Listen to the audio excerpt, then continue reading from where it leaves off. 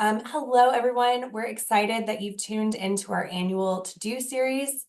Thank you so much for spending your Wednesday afternoon with us. I'm Terrace Bricker, BrightSpot's marketing manager, and I'll be hosting our discussion on all things meetings and incentive travel. As I mentioned, today is all about meetings and incentive travel, but we would also love for you to join our To-Dos webinar on channel incentives, sales contests, and employee rewards happening next Tuesday, the 28th at 2 p.m.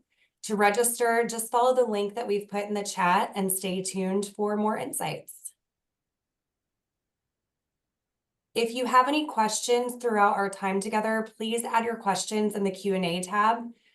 Towards the end, we'll spend a little bit of time with our panelists answering the questions that you dropped in the Q&A, and we look forward to hearing your thoughts on this year's trends for meetings and travel. So without further ado, let's go ahead and have our panelists introduce themselves to you.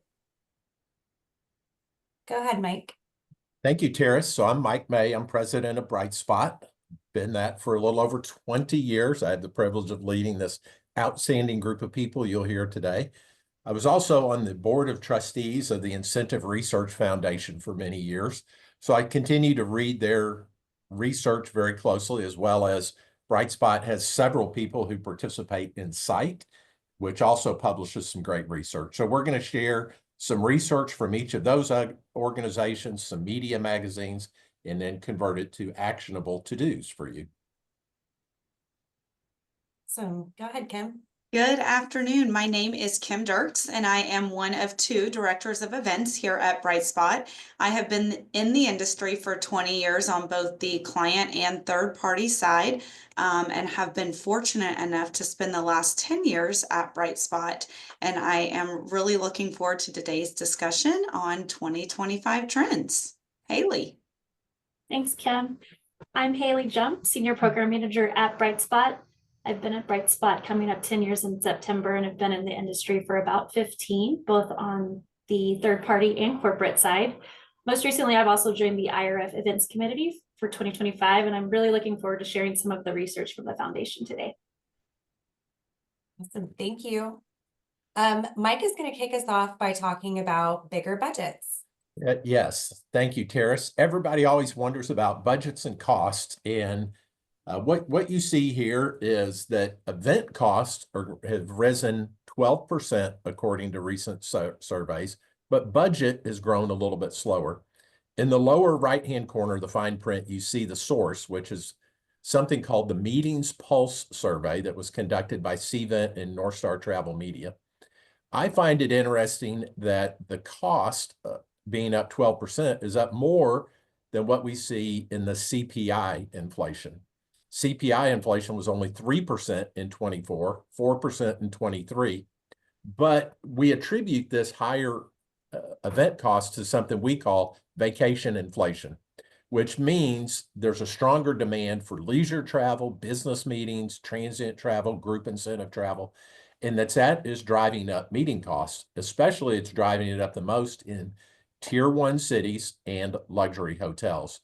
So our to-do today that we would suggest is that you use this research to march into the CFO's office and request more budget. Love that. Thanks, Mike. Kim, tell me about the to-do for decision cycles. Yes, happy to, Terrace. So in today's ever-busy, fast-paced world, we are all looking for opportunities to work proactively and to get ahead where we can. And while event agencies, including BrightSpot, absolutely agree with this approach, we recommend not beginning the search until your decision maker is ready to sign a contract. The reasoning for this is because today's meeting market is active, rapidly changing, and space is in high demand. Hotels are less willing to sit on space for long periods of time. And so when we work too proactively and then negotiations take a long time or red lines drag slowly and the decision maker's not ready to sign, we do all of that work and then the hotel space goes to another group who is ready to sign. And we're back to the drawing board, repeating the process for a second or third time. In today's world where time truly is money, this is a costly and very time-consuming exercise for both the client and for the agency. So our to-do when it comes to managing decision cycles is to start sourcing when you're ready to sign. Yeah, I like that one because it's so counterintuitive. Everywhere else, we're told to start early, but what we're seeing is start when you're really ready to pick up that pen and make a signature. So I think Yes, that's but we hope you're ready to pick up the pen early. yes. Thank you. Air travel is a really hot topic right now. Hailey, tell us what the to-do is for air travel. Thanks, Terrace. Yeah, I think we can all agree that air travel is tighter than a middle seat, both in 2024 and as we start 2025. So anyone that flew last year knows capacity was very tight, flights were full, and delays seem to be happening around every corner. Demand has risen, and airlines cannot manufacture enough planes to increase schedules to meet that demand. Or nagging maintenance issues are recommended, but maybe not necessarily required by the airlines. So they often cause delays because the planes can't stop flying long enough to address them. Unfortunately, the result is no wiggle room for weather delays, equipment problems, or flight schedule changes. I'm actually currently in a situation where airlift was sufficient upon contracting, but now that the opening of registration is nearing, we're having to look into alternative solutions, which also include charter air or forced extensions in order to accommodate our group's departure lift needs. So the to-do here is pray for patience, sunshine, and Boeing, and have a potential backup plan too. Yes, absolutely. Sustainability is an ongoing movement. Mike, what do you mean by Europe pulls sustainability?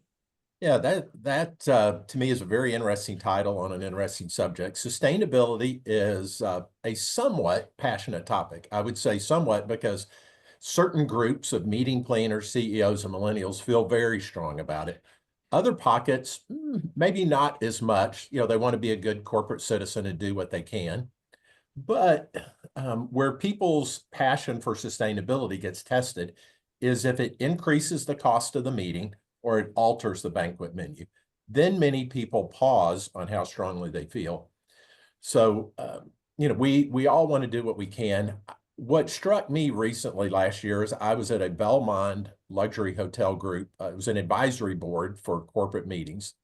And there were several Europeans in the room, and I was struck with how much more strongly the Europeans felt about sustainability than Americans. As a matter of fact, one of them chided the Americans and said, you guys are running behind us on sustainability. And the reason is in Europe, there's something called the European Green Deal, which is their push to be climate neutral by 2050. Within that, there's some reporting requirements called Corporate Sustainability Reporting Directive. It's a mouthful, but it forces European companies to report on environmental risks. And what we're starting to see with our European clients is a trickle-down effect where hotels and event agencies are being asked to report on what's called value chain emissions. So, I think those of us that work with European clients, we're going to see this become more of a topic in 2025. Our to-do here is to go green without spending green. So do what you can, be as green as possible. And, hopefully you can do that without spending your green. Love that. Thank you, Mike. Swag to swap. It sounds like an interesting trend. Can you tell us about this one, Hailey? Yeah, it's a mouthful, right, Terrace? Yes, it is. Swag to swap. Swag, stuff we all get, has in recent years become SWAT, stuff we all trash, which then becomes landfill stuffing, which goes back to the ever important topic of sustainability that Mike just told us about. Business meeting giveaways, as well as incentive travel gifting, are seeing a fresh emphasis on swap, looking to swap the SWAT for more purposeful and personal gifting strategies. Personalized gifts have always been a goal, but now more than ever, meeting planners are doubling their efforts on quality items that align with event themes or reinforce a message. Fewer, nicer gifts are replacing bags of swag, and creative personalization is key. During a recent program in Rome, one of our program teams offered a personalized leather good experience, including sourcing through a local family-run shop. Attendees chose between a selection of small locally made gifts, which were then embossed with their initials in gold leaf on the spot. This was purposeful, personal, and hit on another one of our trends we'll speak to later. It offered an authentic and local experience. So the to-do here is personalize instead of corporatize. Love that. Hailey, would you prefer a Stanley with your initial or Bright Spots logo? Oh, don't put me in that position, Mike. How about a Stanley with both? I love that. So I know this topic is a big one for you, Kim. Can you tell us about flexing the format? Absolutely. So speaking really specifically about our meetings and conferences, we believe it's time for the days of death by PowerPoint to come to an end.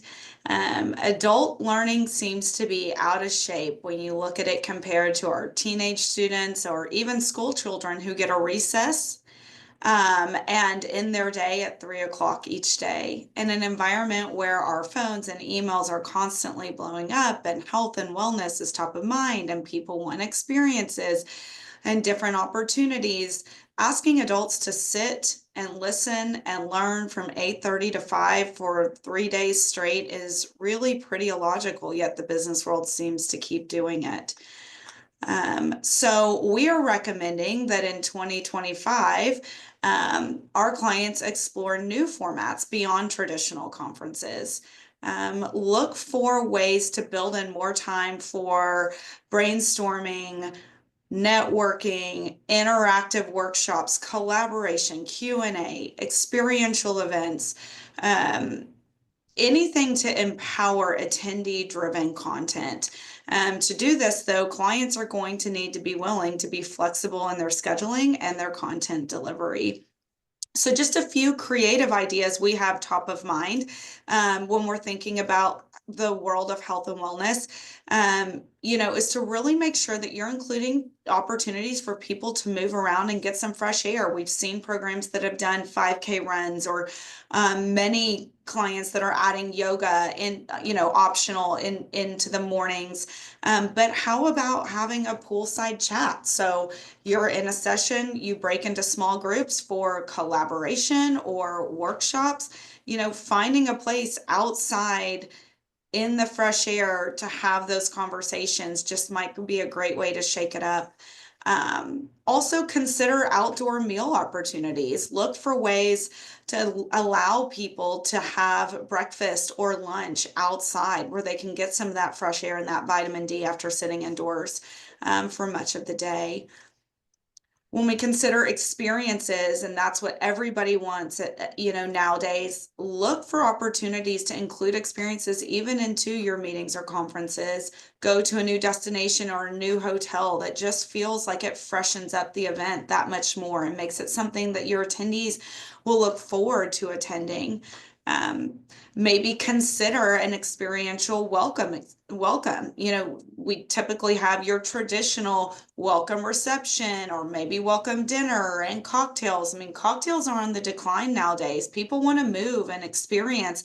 How about striking that whole thing and playing Topgolf or I don't know what, but coming up with something that's just a bit more fun. And then we actually work with a client who where we set up like an on-site work lounge. So we put like pods, tables, power, a little coffee shop, some healthy snacks in this workspace. And that way there's a place for attendees to go to take a call or to have a meeting or to catch up on emails rather than going back to their room in the middle of the conference where you often lose them for the rest of the day. So we really believe flexibility is key. Look at flexing your format, and our to-do for this 2025 trend is to shake up your event agenda. Love that. Thank you, Kim. That makes so much sense. And while we're on the subject of shaking things up, tell us about new places. Yes, one of my favorite subjects. And now we're going to flip a little bit more to the incentive world that we work in. But immediately following the pandemic, we saw that so many people wanted to stay nearer to home for peace of mind when traveling. A couple of years post-pandemic, people started being more comfortable with traveling further, but still to known places, Hawaii, Europe, etc. Today, we're seeing that buyers are looking for something new. They want to go to destinations and have experiences that they've never had before. According to the 2024 Incentive Travel Index, 70% of buyers are seeing destinations that they have not used before. An IRS 2024 attendee preferences study rated opportunity to experience a unique culture as a top driver of positive incentive experience. So if you're a company that always goes to the beach, consider the mountains. If you always go to Europe, consider the beach. This prevents the program from getting stale, especially for those attendees who attend regularly, but might also incentivize a new audience within your company. The person who's not a beach lover may work extra hard on a year where they're learning that they're going to Europe. If you're not able to find a new destination, maybe find a new hotel to host your event at. We love boutique properties like Auberge or Belmont, Kimpton, or Montage, Rosewood, leading hotels of the world. I mean, there's so many out there, and that's maybe a little bit of an easier way to give a new experience. When thinking about your incentive travel rotation, Brightspot really recommends a 3-year rotation of Hawaii, Mexico or the Caribbean, and then Europe. And if you're really wanting to shake it up, add in a 4th year or add in a 4th option into the mix that includes Asia or Africa or Oceania. So our due for this 2025 trend is to pick a new place. Yes, I love that. Thank you, Kim. Yeah, of course. These are all great ideas and suggestions so far. Mike, can you tell us what slow luxury means? Yeah, this is a new trend that we're starting to see in the leisure travel space. A magazine called Luxury Travel Advisor may have been the first one to identify it as a trend. What slow luxury means is that high-end travelers crave meaningful experiences more than those fast-paced ones or deeper interactions with the people they're with. And in a world where we are all over-programmed, we're busy in our personal lives, we're busy in our work lives, time has become the ultimate valued luxury. So this aligns with something that we've seen in recent research from IRF and CITE. When attendees, the people that win the trips, are polled on what their preferred activity is, the #1 ranked activity is ample free time, which was a real eye-opener about 3 years ago when that trend emerged. So free time is valued more than golf, more than spa, zipline, catamaran, ATV. Good news for planners and corporate marketers is that free time is free to the budget. So that becomes a saving. So what we say as a to-do is to try to curate private Zen spaces within the resort you're operating, maybe create CEO hosted gatherings where people can gather for that meaningful interaction, but yet it's really upgrading ample free time into what we're calling slow luxury. Love that. Thank you. This is a trend that I hope stays on the to-do list forever. Hailey is going to help us understand why immersive and authentic experiences are such an important element of any event or program. Thanks, Terrace. I agree. I hope it stays on the list forever. It's one of the best things I like to try to incorporate into all of my my group programs. So incentive travel is becoming more experiential, aiming to create memorable and immersive experiences for attendees. Long gone are the days when a simple beach vacation or golf outing was enough to inspire employees. Research shows that culture is memorable, so attendees' are remembered longer, creating better buzz and motivating performance across the company. Gen Zers and millennials both seek out local transformational experiences unique to a destination. The Skift Megatrends 2025 report adds that higher rated opportunities offer uniqueness in experiences, activities, and meals. We had a group in Fiji recently, and as a part of their program of events, they took a boat ride to a local village on the Sigatoka River. They took part in a kava ceremony, enjoyed a freshly prepared lunch, and learned local songs and dances. Before departing, they presented the village children with books, coloring books, and markers as a simple but impactful give back. This day was hugely impactful on the group and provided memories that they'll remember for a lifetime.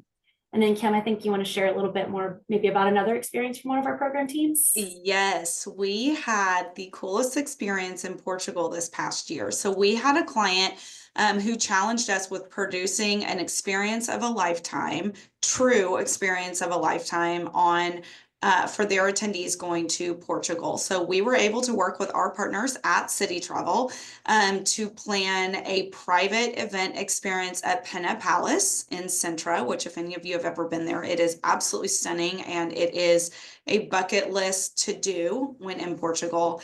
But privatizing it is no easy task. Certainly this challenged our team and it challenged our partners, but when it was all said and done, we got it privatized. We had a private tour of the palace. We had characters dressed up within the palace to kind of help our attendees understand what life was really like back then. And then we had a gorgeous dinner within the palace. So it was a wow experience. It was a bucket list experience. And it's something that our team, our partners, and our clients and their attendees will remember forever. So the to-do when it comes to immersive and authentic experiences is to challenge travel partners for local, unique activities. Wow, I love that, Kim. Thank you. I want to go. I want to be a part of that program. Yeah, it was pretty great. Mike is going to wrap up our webinar with a recap of our top to-dos for 2025 and discuss some additional to-dos that didn't make it to our webinar, but are just as important. Go ahead, Mike. Yes, and Terrace, while we are covering the recap, we will send out these slides after the webinar, correct? Yes, that's correct. Yeah, so feel free, audience, to use these and feel free to reach out to us if we can help provide any more details. So the to-dos we covered today is that budgets are bigger, but maybe they're not growing as fast as inflation. Hotel matchmaking is a challenge, so start when you're actually ready to sign. Air travel, tighter than a middle seat, so be patient and pray that Boeing can make more planes. Sustainability, do what you can and be a good citizen, go green. Swag to swap means look for personalized and purposeful rather than just filling up a swag giveaway. Flex the format, especially in the meetings area, and shake up the agenda, look for new ways, create more interactivity within your meeting. New places, Kim told us 70% of the people would desire going to a new place for their incentive trip. Ample free time is being upgraded to slow luxury, and then immersive experiences continues to be a trend. And then as Tara said, we actually had 6 or 7 more to-dos, but for the sake of time, we wanted to cover just these 9 that were our highest rated. But Bleisure is an appeal for meetings, especially for younger attendees, to give them a chance to go to a new city and extend. Somebody on the call mentioned that alcohol consumption was down and mocktails is up. Incentive travel continues to be a popular motivator. Ample free time and personalization we kind of indirectly addressed. And then unreasonable travel incentives. There's a book that maybe many of you have read or seen called Unreasonable Hospitality. Our whole company did a book study on that. I think anybody that works in hospitality or tourism should read that. But that creates a challenge for how we can create unreasonable travel incentives. And last is AI. Everywhere we go, we see a little bit on AI, and we challenge ourselves not to be a dinosaur. We're starting to implement it. I think I saw something that said only 13% of meeting planners felt like they'd made substantial progress with AI. So I believe we're all walking carefully on this journey, but it's a journey we all need to explore. Oh, thank you, Mike. Thank you so much, panelists. I really appreciate you guys going over all these awesome to-dos for 2025. As a reminder, we'll answer any participant questions, so please take the time to enter those in the Q&A if you haven't already.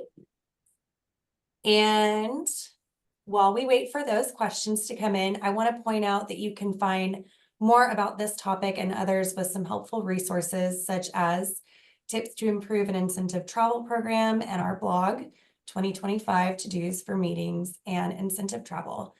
Those links will be provided to you in the chat, so don't miss out on those. All right, so now it's time for our Q&A. Let's see. Stop sharing my screen. I'm going to see what came in. All right. Oh, this is a good one. How are you seeing AI being used in creative ways for meetings and incentives? I can take that one, Terrace. I think speaking to what Mike said, I think much like the rest of the industry, we're continuing to learn about AI and how it can be leveraged for our clients. I actually did see one creative usage of it, and we used it recently for an upcoming program for assignments for breakouts using ChatGPT. So after a few specific prompts with ChatGPT, including asking it to separate the attendees into breakouts and 3 different groupings at 3 different timings throughout the day with no repeats, try doing that with your human brain immediately. ChatGPT was actually able to provide a list to us, and then we simply just uploaded the Excel. It sorted everyone for us, and we were able to re-download it. So very, very helpful in that usage. Yeah, helpful and saves time. Yeah, exactly. Absolutely. Okay, this is We've also seen it's good for initial drafts of content, when you have some thoughts around something, or, activity content, or things about a destination. We just always say it's good for a first draft, but that it usually needs some substantial copy editing. But yeah, that human touch. Thought starter for website content for events. Yeah. Okay, what strategies can event planners use to spark creativity and deliver unique experiences in a competitive industry? That's a great question. Good question. I'm happy to take that one, Terrace. Well, Hailey just touched on AI, so I think that's the first one that comes to mind for most anybody right now when it comes to sparking creativity. But also, I tend to love the good old-fashioned brainstorm. I think people forget nowadays, in a world of technology and remote work and all of these kinds of things, that sometimes just getting in a room and collaborating and brainstorming can spark such unique creative opportunities. I mean, that's where we do some of our best work, I think, at Brightspot. Also, you can use, data-driven insights. Most of us survey our clients and our attendees at the end of a program. Like, don't just put the data away and forget about it, but use it to spark creativity, or to think of how to change some things up as needed. I also think staying ahead of trends. So pay attention to what's new and hot in the market. I mean, everybody kind of knows what's going on in the world of technology, although it's always changing, or people even have Instagram or whatever it is, and you're seeing hot trends and these kinds of things. Like, think about how you can take some of these new trends. Or pickleball became a trend for a while, for example, like how that everyone loves pickleball, or most people do. Can you incorporate that? I know we've got one client who incorporates a pickleball tournament now because it was just a hot trend that they brought in. So definitely staying ahead of trends. And then leaning into your destination. I think don't try and reinvent the wheel. Like, if you've got a cool destination, I mean, Hailey talked about Fiji, I talked about Portugal. Those are only 2 of so many. Like, find out what is new and unique in that destination and lean in. Like, lean into what that offers and find a way to embrace that and incorporate that into the overall experience that you're planning for your attendees. So there's so many different ways to spark creativity. Those are just a few that come to mind off the top of my head. Awesome. Thank you, Kim. What new destinations are you seeing trending right now, and how can event planners keep up with these destinations? That's a great question. I'm also curious if you have a destination you would like to go to, drop it in the chat. Go ahead. Are you going to answer it, Mike? Yeah, You know, it's interesting. First, I'll say one of the challenges that you don't hear enough about when you explore new destinations is asking, is the tourism infrastructure sufficient to support groups? Many times it can be good for a family vacation, but it can't support 50 couples. So that's something we have to keep in mind. But we're starting to see things like one of the slides referenced Fiji. We had a group that decided to go to Fiji instead of Hawaii.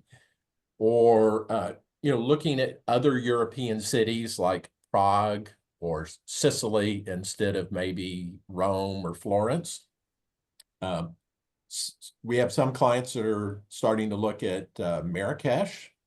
Another one seeing interest in Chile, which is interesting because for Americans, you largely stay in the same time zone and avoid jet lag and just have long overnight flights. But those are a couple that come to mind. Maybe in the US 48, we see a lot of interest in the South Carolina, Georgia area with places like the Cloister, or things that are in the Savannah area, Santa Barbara, or Montana. Some high-end hotel like Paws Up or others that are in that area. And those really work well for groups of 20 to 40. But that's a couple of places that come to mind. Nice, I love that. So I want to share a couple of places that people shared with in the chat. So one is Ireland, we've got Iceland, Prague, Thailand, Maldives, and Australia. I love that. Those are all good choices. And funny enough, Terrace, we have a few groups going to some of those places, Ireland, Iceland, Prague. So yeah, seems like we're right on trend. Awesome. That's great. All right. Well, that is all we have time for today. I appreciate you guys so much joining us today, and we will see you soon. Thanks, everyone.